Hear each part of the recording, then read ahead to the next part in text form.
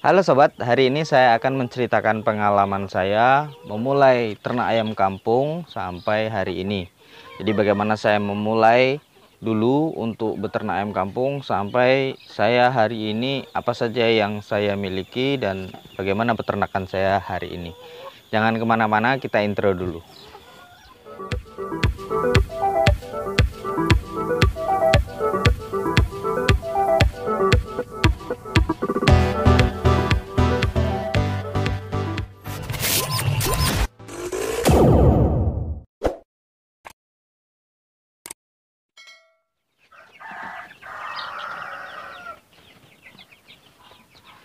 Halo sobat, assalamualaikum warahmatullahi wabarakatuh. Selamat datang bagi sobat semua yang baru bergabung di channel ini, dan saya ucapkan terima kasih kepada sobat semua yang sudah subscribe dan mendukung saya sampai hari ini. Semoga yang sudah klik video ini dalam keadaan sehat, usahanya tambah lancar, tambah sukses, dan tambah barokah. Oke sobat, hari ini spesial. Saya ingin menceritakan pengalaman saya dari awal mulai membangun atau beternak ayam kampung ini sampai hari ini, kondisi peternakan ini seperti apa. Nah, mungkin dari awal saya awali kenapa kok saya memulai usaha ayam kampung ini. Nah, pertama dulu mungkin sobat semua yang mengikuti channel saya sudah sampaikan bahwa dulu itu yang saya ternak adalah ayam kampung asli. Karena pada waktu itu ketika saya tinggal di rumah mertua, saya ikut ke tempat rumah mertua. Nah, mertua saya itu memiliki indukan ayam yang diumbar, indukan ayam kampung asli yang diumbar. Nah, itu banyak ya, sekitar 20-an lebih begitu. Nah, 20-an itu terkadang itu bertelur berbarengan sekitar kadang-kadang sampai 12 ekor sampai 15 ekor itu mengeram. Nah, ketika mengeram kadang-kadang hampir bersamaan menetasnya, sehingga apa, banyak sekali satu ekor itu kadang sampai 15 atau 14 anakan. Nah, 14 sampai 15 anakan kalau kali 10 kan berarti 150. Nah, biasanya bapak mertua saya itu diambil anaknya, kemudian digabungkan menjadi satu indukan, kemudian dikurung, kemudian dikasih lampu, begitu saja. Tapi yang namanya indukan itu kan pasti terbatas ya untuk mengasuh anaknya. Bahkan kadang terjadi penolakan terhadap indukan yang dititipi anak daripada indukan yang lain. Kadang dipatuki kemudian mati. Nah, akhirnya apa, yang besar itu tidak maksimal. Padahal pakan yang diberikan untuk indukan-indukan ini banyak kan, sekitar 20-an lebih. Jadi setiap hari memberikan pakan pagi, sore begitu. Tapi anakan yang dihasilkan itu sedikit. Jadi pembesarannya itu sedikit. Sehingga apa? Ya walaupun ayam itu diliarkan sebagian ya, tetapi kalau tidak diberi makan kan kurus-kurus. Kemudian karena ayam itu banyak, mungkin waktu itu ya di sekitar sini masih banyak tempat untuk diliarkan. Tetapi kalau sudah terlalu banyak kan sulit juga gitu. Mereka mencari makan pasti rebutan. Nah, akhirnya apa, sebagian besar mati, kemudian sebagian besar juga tidak kembali. Terus yang bisa dijual itu hanya sedikit gitu. Jadi penjualan itu paling untuk pedaging itu hanya 10-15 ekor begitu saja. Bahkan kalau misalnya lagi kurang, itu indukan ikut dijual dan itu pasti rugi. Nah, itu yang melatar belakangi saya itu untuk memutuskan untuk mengembangkan usaha ayam kampung ini. Terus dari situ saya berpikiran, berarti kalau masalahnya ada pada pemeliharaan anak ayam, maka saya buatlah box anak ayam. Box pertama yang saya buat itu yang itu ya. Nah, ini box pertama saya yang saya buat dulu awal-awal. Dulunya ada rak kotoran, tapi sekarang tidak ada lagi. Nah, sehingga kotorannya jatuh, saya alasi sama talang karpet saja. Nah, ketika itu anak ayam itu saya kumpulkan, kemudian saya letakkan box. Nah, ketika diletakkan box relatif aman dari predator, juga aman, tidak banyak yang mati. Cuman karena awal-awal saya tidak menggunakan herbal, tidak menggunakan apa-apa, masih ada juga yang mati, masih ada juga yang sakit. Tapi ya cukup maksimal, maksudnya tidak seperti dulu lagi dari 150 ekor mungkin hanya sisa 50, sisa 30 gitu. Tapi dari pembuatan box DOC itu akhirnya banyak anak-anak ayam itu yang hidup. Nah, permasalahan kedua, ternyata ketika banyak anak ayam yang hidup itu pakannya ternyata terlalu banyak. Jadi saya sisihkan beberapa uang yang dari usaha yang lama, kemudian saya untuk membeli pakan, kemudian mengurusinya. Nah, kalau tidak seperti itu, ayam itu tetap kurus karena emang dari 150 atau 100 ekor anak ayam itu kan banyak pakan yang dibutuhkan. Nah, itu. Nah, ternyata lambat laun bagus perkembangannya, sukses. Tapi karena indukan ini banyak ya, jadi masih tipis gitu, produksinya tidak maksimal. Nah, saya berpikiran bagaimana kalau telur-telur ini ditetaskan dengan mesin tetas. Tapi kalau saya tetaskan dengan mesin tetas, artinya telurnya itu tidak boleh dirami, jadi harus saya ambil terus telurnya. Nah, agar memudahkan saya mengambil, indukan-indukan yang 20 ekor itu tadi saya kandang dengan 5 atau 6 ekor sampai 7 ekor betina, nanti satu pejantan. Begitu. Sembari saya membuat mesin tetas. Nah, setelah saya selesai membuat mesin tetas, telur-telur saya kumpulkan, kemudian di periode pertama saya masukkan mesin tetas telur itu. Nah, sementara hanya itu saja yang saya masukkan mesin tetas, saya ingin menguji seberapa bagus mesin tetas itu kan. Nah, setelah itu mesin tetas itu berjalan terus, mungkin sudah waktunya menetas, saya amati terus, akhirnya menetas maksimal. Jadi dari telur yang dimasukkan, terus kemudian saya sortir fertilitasnya juga bagus. Setelah itu ternyata hanya satu atau dua ekor, dua butir telur saja yang tidak menetas. Artinya, wah berhasil nih menurut saya untuk membuat mesin tetas. Akhirnya dengan kondisi seperti itu berarti saya harus mempercepat produksi. Jadi ayam yang di kandang ini terus saya ambil saya ambil telurnya, kemudian saya masukkan mesin tetas. Saya ambil telurnya, saya masukkan mesin tetas 1 bulan sekali. Terus bagaimana sisa telurnya? Kan saya masukkan telur itu, usia telurnya hanya 1 minggu, tidak lebih daripada itu. Nah, akhirnya sisa telurnya saya kumpulkan selama 1 minggu. Selama mesin tetas saya itu penuh, itu saya jual telur ayam kampung asli itu. Dulu harganya 2.000. Nah, lumayan untuk mengganti pakan indukan lagi.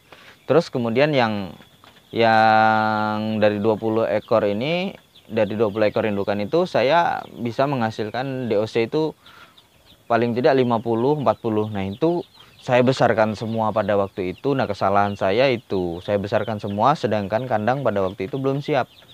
Jadi akhirnya saya buat kandang darurat di tanah gitu, tapi ternyata pada waktu itu musim hujan, wah becek, kemudian banyak yang sakit, tidak maksimal perkembangannya. Akhirnya saya juga sedikit, wah bagaimana ini begitu kan. Nah, kebetulan pada waktu itu ada yang menawarkan kandang bekas joper. Kalau sobat semua mengikuti channel saya pasti tahu kandang ini. Kandang yang dulunya adalah kandang bekas joper yang saya beli, cukup murah pada waktu itu karena orangnya tentara dan juga dia tidak lagi beternak, daripada tidak terpakai akhirnya saya beli. Dulu hanya belinya 650.000, padahal katanya dia habis membuat kandang ini sekitar 2.100.000. Nah, itu rezeki saya. Akhirnya anak-anak ayam ini saya kandangi di situ sekitar 30-an ekor. Terus alhamdulillah saya sudah bisa panen 1 bulan sekali, melakukan penjualan. Alhamdulillah lumayan. Wah, saya senang sekali pada waktu itu. Di sisi lain saya jual telur, di sisi lain saya jual ayam itu 1 bulan sekali. Terus begitu bergulir, lumayan keuntungan yang didapatkan. Kalau analisisnya sudah saya bahas ya. Ini kita cerita saja bagaimana perjalanan saya membangun usaha ayam kampung ini. Terus bergulir. Nah, kesalahan saya pada waktu itu adalah saya terlalu sibuk dengan hasil. Jadi menetas, kemudian saya biarkan, kemudian saya jual hasilnya, telur juga saya jual terus seperti itu. Setahun kemudian saya lupa bahwasanya ayam-ayam dulu yang dipelihara oleh bapak mertua saya itu adalah ayam-ayam yang tua. Artinya ayam itu sudah berumur, sehingga apa, produktivitasnya lambat laun menurun, sehingga ada beberapa ayam-ayam itu yang tidak produksi walaupun dia tidak mengeram. Nah, itu jadi kerugian tersendiri, sehingga saya bingung.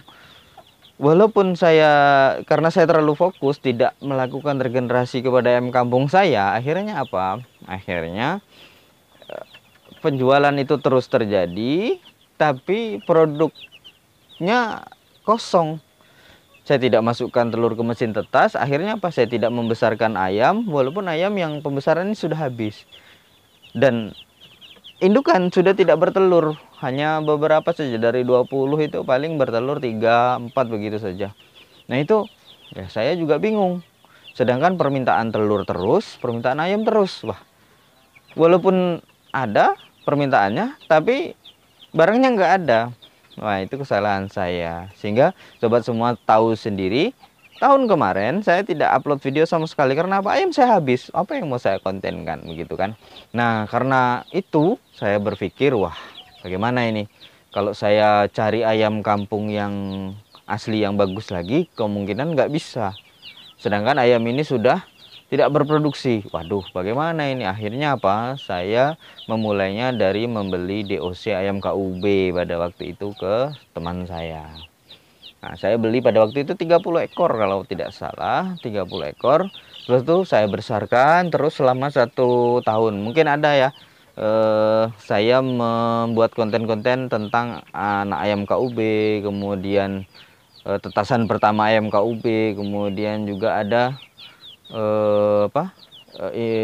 ayam KUB yang diumbar dan juga yang di kandang, begitu kan ada. Saya membuat konten seperti itu. Nah, itu tapi habis sampai situ saja konten saya, karena emang ayam itu belum berproduksi.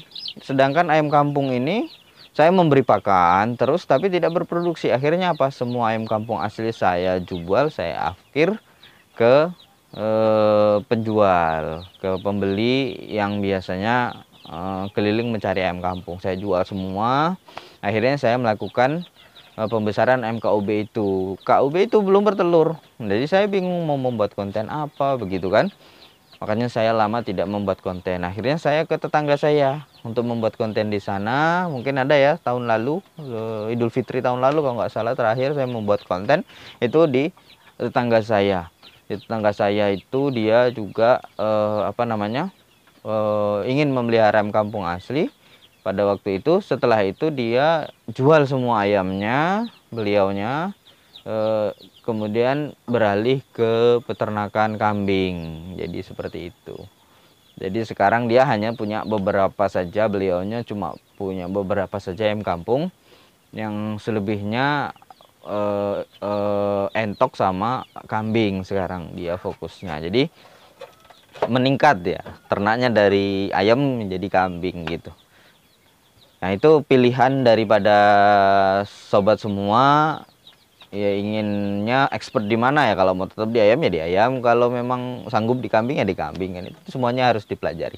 Nah, singkat cerita, ayam KUB saya sudah mulai besar, kemudian sudah menghasilkan anakan, baru saya membuat konten lagi. Kemudian ayam KUB saya kebetulan ketika sudah rutin bertelur, rutin menetaskan telur, saya punya sekitar 20-an ekor induk KUB dan pejantan KUB murni, sehingga DOC-nya bisa saya jual. Nah, setiap minggu itu sudah rutin saya menjual itu sekitar 50 DOC.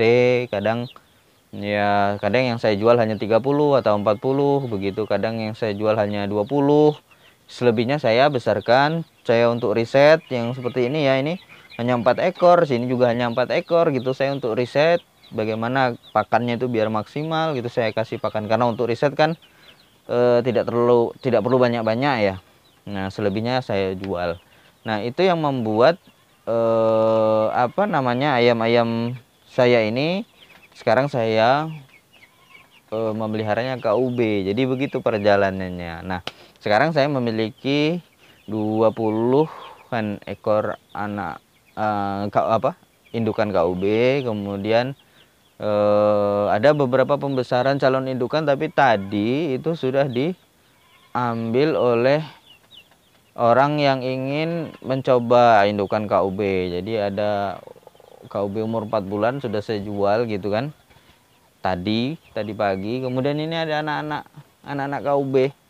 Anak KUB ini ada umur 2 minggu, 2 minggu lebih dikit gitu kan. Nah, ini yang ini umur seminggu. Ini umur seminggu. Nah, ini penampakannya kalau umur 2 minggu. Wah, ini takut ya. Dia tadi sudah makan. Ini umur 1 minggu.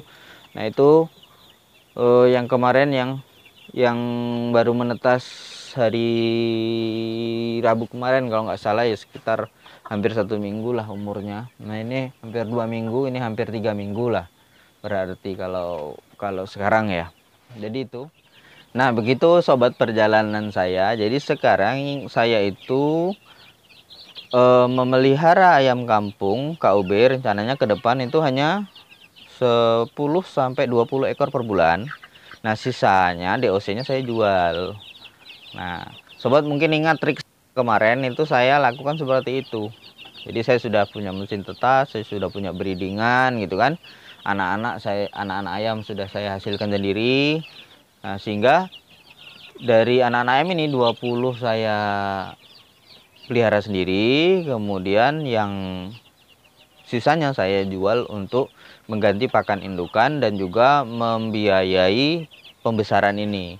Sehingga nanti hasil yang saya dapatkan itu sebulan sekali dari penjualan ayam itu, ayam yang pembesaran. Nah, ini tadi usia 4 bulan itu laku yang betina 40.000, yang jantan itu tadi 60.000. Laku 45.000 yang betina. Yang jantan itu usianya 4 bulan itu laku 60.000. Awalnya saya tawarkan 65.000, tapi ditawar jadi 60.000, ya, nggak masalah. Berarti tadi saya menjual ayam itu sekitar 330.000 hanya dari 6 ekor betina dan 1 pejantan. Nah, masih ada 5 ekor jantan-jantan. Nah, itu kemungkinan nanti laku sekitar, kalau di penjual keliling itu biasanya laku hanya 60.000 itu atau 50.000 biasanya. Tapi kalau langsung ke konsumen itu biasanya sampai 70.000, 75.000. Nah, itu kalau jantan. Jadi begitu ya sobat ya. Perjalanan saya dan yang saya miliki hari ini seperti ini. Nah, kedepannya pasti akan saya kembangkan pelan-pelan ya. Dan kesalahan-kesalahan saya yang awal-awal itu yang tidak regenerasi dan lain-lain itu akan coba diperbaiki, dan sobat semua mungkin bisa mendapatkan inspirasi dan pelajaran dari apa yang saya lakukan dari awal sampai akhir. Dan kendala-kendala ini perlu sobat semua perhatikan, sehingga jangan sampai sibuk dengan penjualan, sibuk dengan produksi, tapi lupa bahwa indukan ini perlu diregenerasi.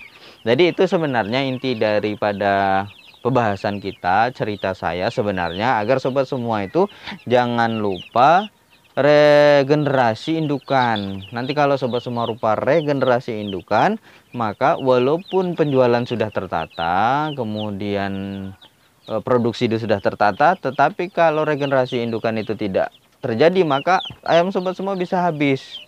Nah, apalagi kalau sobat semua ini jadikan usaha utama, maka ya selama regenerasi itu pasti tidak menghasilkan apa-apa. Maka regenerasi itu harus diperhatikan saat sobat semua sedang banter-banternya atau kencang-kencangnya melakukan produksi dan penjualan. Sehingga ringan. Sisihkan sebagian untuk regenerasi indukan agar peternakan sobat tetap kontinu. Jadi mungkin itu cerita saya sobat semua, mudah-mudahan menginspirasi. Terima kasih sudah menonton sampai habis, semoga bermanfaat. Kita belajar bersama. Wassalamualaikum warahmatullahi wabarakatuh.